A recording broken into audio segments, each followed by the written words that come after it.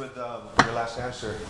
You made mention about having a dream and trying to accomplish it. Do you believe at this stage of your career right now that you have made that dream come true? And what do you think is the turning point in your career that made you realize that I can do this? Well, it was more of when I beat the Argentinian, it was more of anger. It wasn't my style. It wasn't my game planning and being a strategist. I think that when I accomplished something was when I enjoyed the fight, and the Montiel fight, and after the training when I realized that I enjoyed the game, not just because I was doing it for money, or not just because I was just there. The moment I enjoyed the game, the moment that God has brought the great people around me, my great team, the people who love me, the people I care about, it made more sense that I'm living my dream, because I'm happy. And when you're happy, that's pretty much where you want to be. That's one of my dreams, is that no matter what happens, or wherever I go, as long as I'm happy and have the right people behind me, it's all great. I mean, it's amazing, but there's going to be ups and downs, hurdles and walls that you need to jump over and break.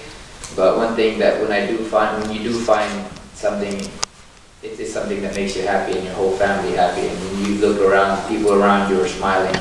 And no matter where I go with my career now, it doesn't have to be. I could stop from here. I could stop in 10 weights from now, or 5 weights from now.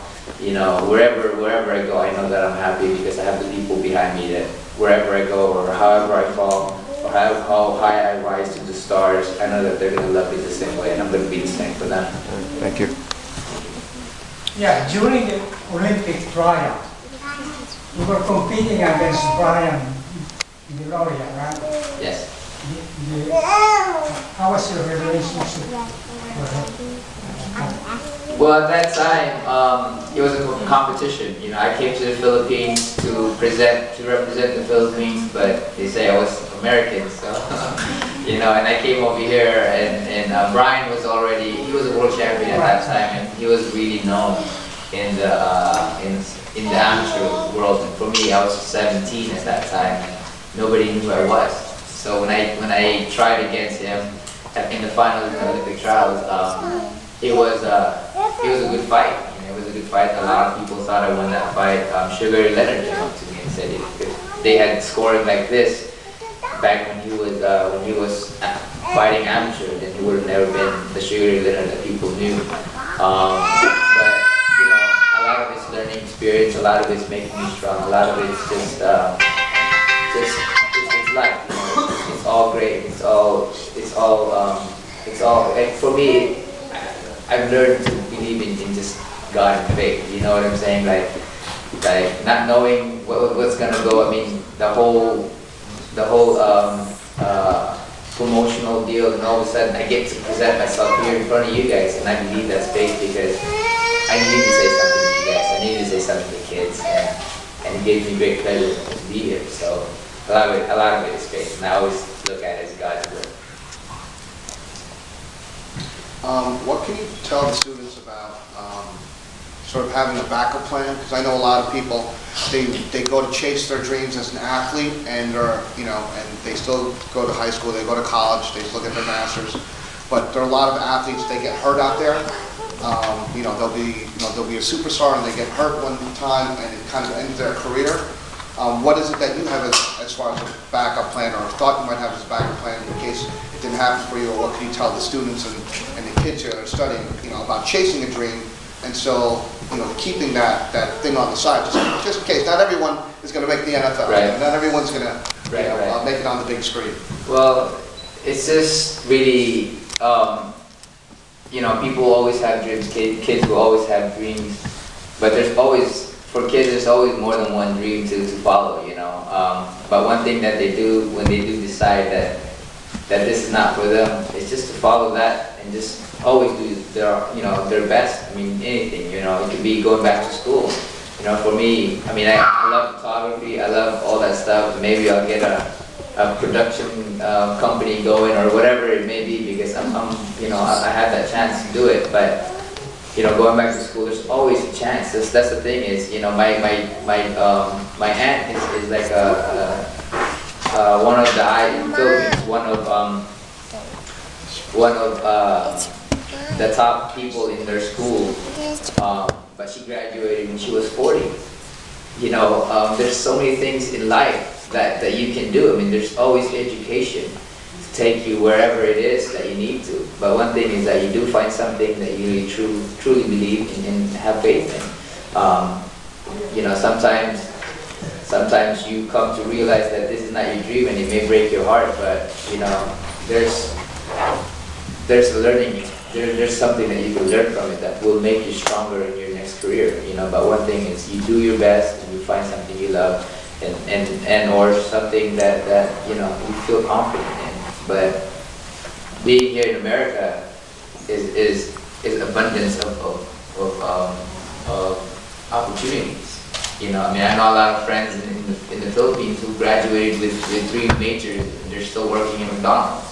You know, if you graduate in so many here in America, that, you know, you can always find something. There's always an opportunity, and that's why we're all blessed to be here. You know, and you know, just do your best, I guess. I hope that answers some of your questions. Go ahead, Ryan. Hey, Nonito, which figures from Filipino history do you derive inspiration from? Who are your role models from the Philippines? Of course, Manny Pacquiao. You know, I think he has opened a lot in the boxing world for me.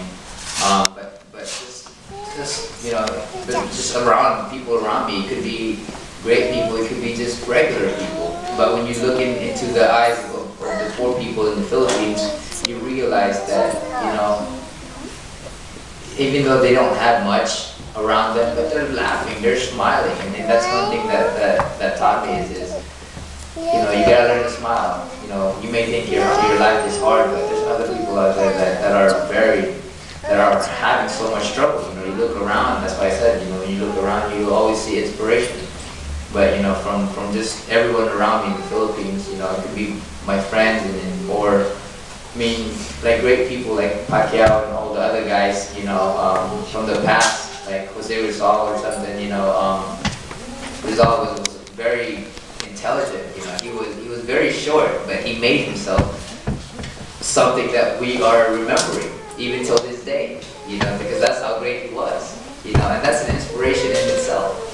You know, or Bonifacio fighting, you know, all these guys, you know, now growing up, you know, you remember these people because they did something for our country. They did something that was always in us, was to fight. Was always to fight for our freedom, to fight for who we are. And now being Filipino, that this is enough, you know, we want to be who we want to be, and that's being Filipino. You know, and that's just inspiration in itself, you know, from great people. You can always see it from people around you in the Philippines. How come you never mentioned Dagahoy? What? Dagahoy. Oh, well, of course. He's from the Goy. Is from Bohol. They call me. I wanted to call myself that because people started calling me the Goy. It's kind of like it's like he was like a wind. You know, he was a guerrilla. He had guerrilla tactics and stuff like that, and you know, the Spanish was having really difficult in fighting this guy because he felt they felt that he was like a wind. He's just all over the place, you know. And then when you look around, he's never there, you know. So they always call me that because I'm from Bohol, you know. And he was one of the war heroes, or during that time that presented himself and fought for what he believed in, you know. But Dagoy was a brave soldier, a brave person that led. He was just a win, and I guess you can say that when you look around, it's like a flash. Where'd he go? Where'd he go? So, you know, that's one thing I guess I got it from too. Remember Andre Ward